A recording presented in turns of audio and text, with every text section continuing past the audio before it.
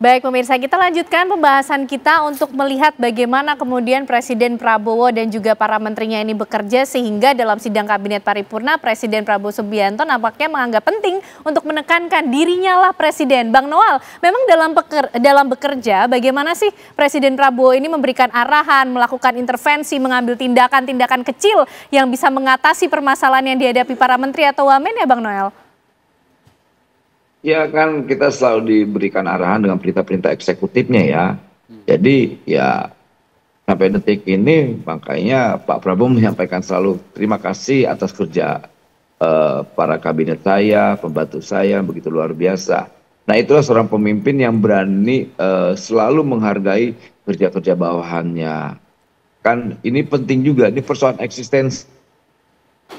Ini kan terkadang-kadang orang juga terganggu karena tidak diakui. Tapi Pak Presiden Prabowo kan selalu mengakui bahwa kawan-kawan Kabinet Merah Putih ini terima kasih karena saudara-saudara sudah mengerjakan sesuatu yang menjadi harapan kita semua, khususnya rakyat.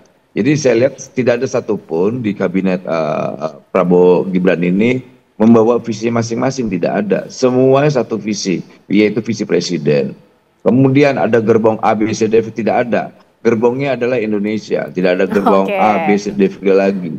Kan ini kan problem pertanyaan ini ketika ada isu-isu yang terkait reshuffle, kemudian ada PDIP pengen masuk, itu juga nggak ada, gitu. Itu kan sudah ditegaskan berkali-kali oleh Presiden dan ya tidak ada. Gimana mau ada orang semua sedang sibuk dan fokus bekerja. Presiden kan juga ngerasain perasaan pembantunya, dia tahu semua kan ada laporan. Ini kerjaan apa, semua kan ada basisnya laporan. Tidak, apalagi kan setiap bulan kan kita pertemuan, selalu ada evaluasi. Gitu. Oke, baik. Prof. Lili, pentingkah untuk menunjukkan, memelihara eksistensi dalam berjalannya suatu pemerintahan? Hampir 10 bulan berjalan pemerintahan dari Presiden Prabowo Subianto dan Gibran Rakabuming Raka. Ya, penting sekali itu untuk menjaga agar bagaimana para pembantunya itu bekerja efektif, bekerja optimal. Itu juga yang diharapkan oleh publik. Tetapi problemnya kan publik melihat berbeda, bahwa para pembantu presiden ini kok lambat sekali. Itu pertama. Sehingga kemudian di survei inilah yang layak harus di reshuffle kan. Oke, maka ada timbul isu reshuffle tersebut, Prof ya. Isu reshuffle tersebut. Terus yang kedua adalah serta persoalan kok Pak Presiden itu seperti pemadam kebakaran. Selalu diambil alih gitu. Itu kan nggak baik sebenarnya kalau diambil alih terus oleh Presiden. Kalau begitu menteri-menterinya kerja apa? Kalau semuanya diambil alih oleh Presiden. Kan memang Presiden mengangkat para pembantu-pembantu itu untuk menangani persoalan itu.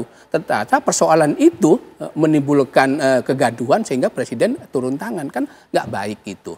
Oleh karena itu sehingga kemudian publik menuntut, ini udah 10 bulan nih, kapan reshuffle?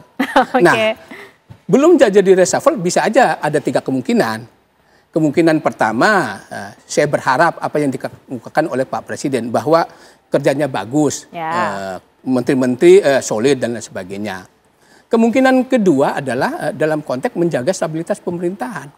Karena dari survei-survei itu kan orang-orang yang memiliki kekuasaan, gitu loh, yang direkomendasikan untuk di reshuffle itu. Baik itu mereka kaitan dengan partai politik, maupun yang kedua adalah berkeringat, istilah Pak Prabowo, berkeringat. Kan nggak mungkin orang yang berkeringat kemudian tiba-tiba ini baru 10 bulan di reshuffle. Nah yang terakhir berharap yang ketiga, menunggu momen yang tepat. Nah momen yang tepat, pas, jadi kemarin itu kan kata CPO, Hasan Nasbi, bicara sih tentang reshuffle. Mudah-mudahan di sana sebenarnya ada SP, surat peringatan, ada warning. Loh, kalau nggak ada self correction, gitu. Kalau nggak diperbaiki, saya sudah kasih aba-aba nih. Nanti ada reshuffle gitu. Jadi semacam warning juga kemarin itu. Maka para menteri dan wamennya bekerja keras ya. Bekerja keras gitu. Sudah ada karena kan itu. ketika ditanya publik, silahkan tanya aja Pak Hasan Nasbi ya. Kan selalu melepaskan. Jangan-jangan di situ ada yang nggak dibicarakan gitu. Karena kan baca di media juga ketika pembukaan ada wartawan. Setelah itu kan wartawan suruh keluar. Nah kita nggak tahu wallahu alam gitu. Nah saya sih berharap kan sesuai dengan hasil survei, tuntukan publik, perlu adanya reshuffle menunggu momen yang tepat. Karena bagaimanapun ya memang hak prerogatif presiden. Ya kita kan rakyat nggak bisa memaksa karena hak itu ada pada presiden. Bang, lah Bang Noel bilang boro-boro mikir reshuffle nih semua menteri di lingkungan kabinet semua kerja keras gitu. Tapi kalau kita lihat Presiden Prabowo lagi-lagi menyatakan dirinya lah presiden, nahkoda, pemimpin dari para menteri begitu. Ada tidak sih Bang kasus-kasus misalnya juga pasti kan Presiden Prabowo melakukan evaluasi dong terhadap kinerja para menterinya hampir 10 bulan berjalan. Misalnya andai kata ternyata isu reshuffle dari publik itu betul-betul terjadi. Presiden juga punya hak untuk merubah atau merombak bagaimana struktur kabinetnya? Oh iya, iya misalnya dia perkecil. Misalnya begitu ya, ada sejumlah kementerian yang mau diubah gitu. Karena dalam identifikasi beliau misalnya ini tidak cukup efektif atau redundant misalnya, oke dari segi konstitusi nggak ada masalah. Kalau beliau mau. Dan kalau saja beliau menemukan bahwa ada lag dalam ini, ada redundant segala macam, dan kalau beliau mau oke. Dari segi konstitusi itu haknya beliau. Tidak ada masalah.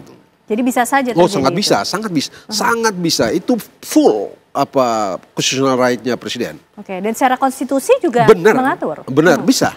Begitu ya, karena konstitusi kita itu yang rigid di kementerian yang tidak bisa di macam-macam itu adalah kementerian yang based on konstitusi. Ada 3 yang utama dan sebagiannya urusan-urusan itu sudah diatur dalam konstitusi. Selebihnya tidak ada masalah, mau tamu mau kurang nggak ada masalah. Kementerian Dalam Negeri, Pertahanan dan Luar Negeri nggak boleh tidak sama sekali, harus ada itu ya. Kementerian Pertanian, Perikanan segala macam itu karena pertanian, pendidikan itu harus ada beberapa di antaranya. Selebihnya oke.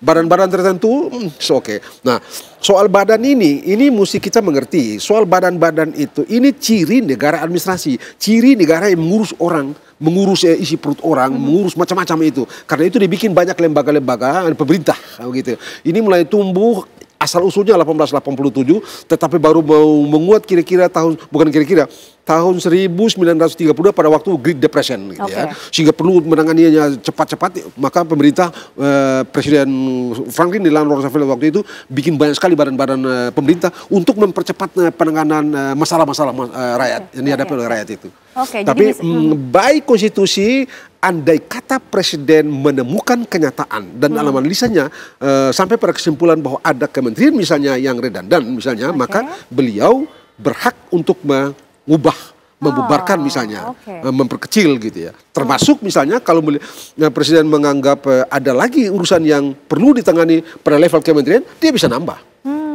Walaupun sudah 10 kira-kira.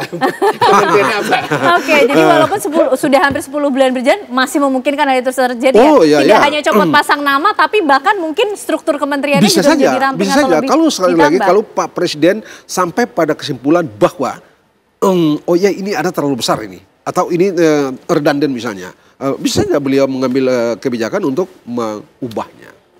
Baik, kita semakin menarik nih, semakin malam selalu semakin seru membaca makna dari apa yang disampaikan oleh Presiden Prabowo Subianto. Bang Noel, kita juga masih ingin tahu bagaimana Presiden ini juga mengajak para menterinya, para wamennya untuk mengevaluasi diri, karena Presiden Prabowo juga menyampaikan memimpin, mengorganisir manusia ini kan tidak mudah. Ini urusannya nanti juga pada keputusan Pak Presiden. Bagaimana kemudian melihat struktur kabinet yang sedang berlangsung. Dijawabnya seperti biasa Bang Noel sesaat lagi. Setelah jeda iklan kami kembali untuk Anda pemirsa.